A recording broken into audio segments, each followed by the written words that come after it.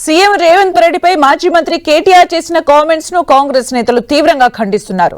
అమెరికాలో చదివావని చెప్పుకునే కేటీఆర్ కు ఎలా మాట్లాడాలో సభ్యత తెలియదంటూ విమర్శించారు. రేవంత్ రెడ్డి మెరిట్ కోటాలో సీఎం అయ్యారని, కేటీఆర్ మేనేజ్మెంట్ కోటాలో రాజకీయాల్లోకి వచ్చారని విమర్శించారు ఎంపీ చామల. సీఎం రేవంత్ పై కేటీఆర్ చేసిన వ్యాఖ్యలను వెనక్కి తీసుకోకుంటే తెలంగాణ ప్రజలు ఎక్కడికక్కడ చుట్టుముడతారని హెచ్చరించారు ఎమ్మెల్యే మేడిపల్లి సత్యం. 10 ఏళ్ల బీఆర్ఎస్ ప్రభుత్వం చేయలేని పనుల్ని కాంగ్రెస్ ప్రభుత్వం చేస్తుంటే చూసి ఓర్వలేకపోతున్నారని మండిపడ్డారు ఎమ్మెల్సీ బల్మురి వెంకట్. కోట కాదు, నీది కోట, మేనేజ్మెంట్ కోట. నువ్వు అమెరికా నుంచి డైరెక్ట్ గా ఉద్యమానికి సంబంధం లేకుండా సిరిసిల్లకు వచ్చి ఎమ్మెల్యే అయిపోయి మంత్రి అయిపోయింది, నీది మేనేజ్మెంట్ కోట. ఆయన జెడ్పీటీసీ ఇండిపెండెంట్ గా పార్టీ సింబల్ లేకుండా వాళ్ళ నాయన కేసీఆర్ కాదు. అయినా కానీ ZPTC independent, MLC independent, MLA 2 సార్లు ఎంపీ, అతిపెద్ద లోక్సభ స్థానం మల్కాజ్గిరి నుంచి ఎంపీ అయి ఈరోజు ముఖ్యమంత్రి అయ్యాడు. కాబట్టి మేనేజ్మెంట్ కోట, పేమెంట్ కోట ఎవరిది అనేది ప్రజలకు అర్థం చేసుకోవాలి. కేటీఆర్ అక్కస్ ఏంది, కేటీఆర్ కోపం ఏందో కూడా మీరు అర్థం చేసుకోవాలి.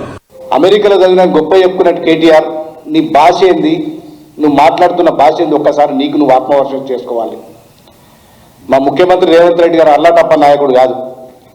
మీలాగా ఎవరో ఉద్యమం చేస్తే, ఎవరో ఆత్మబలిదానాలు చేస్తే ఆ రోజు అమరవీరుల త్యాగాల మీద, వాళ్ళ త్యాగాల పునాదుల మీద మీ తండ్రి ముఖ్యమంత్రిగా, మీరు మంత్రులుగా, ఎమ్మెల్యేలుగా ఈ రాష్ట్రాన్ని అడ్డగోలుగా వేల కోట్ల సంపద దోచుక తిని బాగా బలిసి అక్రమంగా సంపాదించిన డబ్బుతోటి విర్రవీగుతూ ఇలా ప్రజలు ఎన్నుకున్న 4 కోట్ల మంది ప్రజలు ఎన్నుకున్న ముఖ్యమంత్రి మీద ఇష్టం ఉన్నట్టు మాట్లాడితే సహించలేదు. బిడ్డ, కబడ్దార్ కేటీఆర్, నీ భాష మార్చుకో.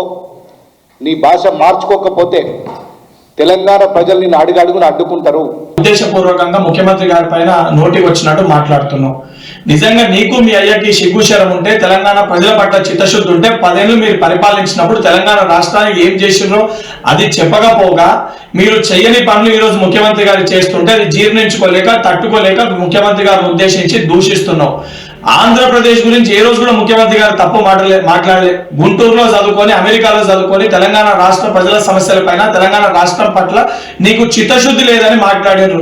నువ్వు సోయి లేకుండా బీఆర్ఎస్ పార్టీని ఆంధ్రప్రదేశ్ లో పెట్టినప్పుడు బీఆర్ఎస్ పార్టీ అక్కడ ఏదైతే రాజకీయ లబ్ధి కోసము నన్ను ఆంధ్రప్రదేశ్ ప్రజలు భీమవరంలో పోటీ చేయమంటారు అని చెప్పి నువ్వే ఒక ప్రసంగంలో మాట్లాడినావు.